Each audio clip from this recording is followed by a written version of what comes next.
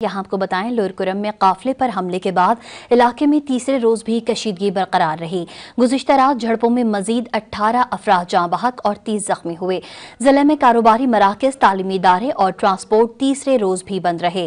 खैबर पख्तूनख्वा हुकूमत का वफ्द कशीदगी खत्म करवाने के लिए पारा चनार पहुंच गया। फरीकैन से मुलाकातें करके मामलात के जल्द हल की यकीन दहानी करवाई गई। कुरम के तनाज़ात के खात्मे के लिए कमीशन के क़याम का फैसला भी कर लिया।